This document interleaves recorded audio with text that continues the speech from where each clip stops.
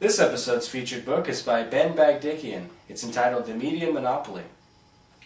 Ben Bagdikian actually was pretty influential during the release of the Pentagon Papers, so he's proved his valor in that sense. And this book has been written like 30 years ago, and actually everything in it pretty much has come true in respect to the consolidation of media power. And he goes about stating the dangers of consolidated media control and also how it's going to happen, and everything is that he foretold has come to pass. One of the best excerpts from the book is the following.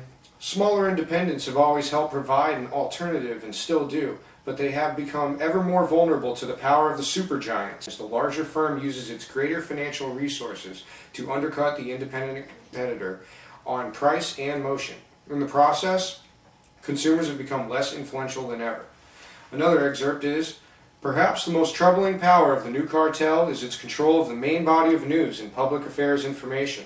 The reporting of news has always been a commercial enterprise, and this has always created conflicts of interest. The idea of government interceding to protect consumers is contrary to the ideology of most of the media's cartel leaders, who, with few exceptions, pursue the conservative political and economic notion of an uninhibited free market that operates without social or moral obligations.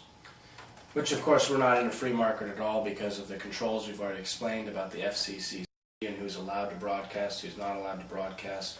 That's why things like what we're doing with an alternative news, we don't have producers that own us. We don't have anyone that can tell us what we can and can't broadcast, what news stories to carry.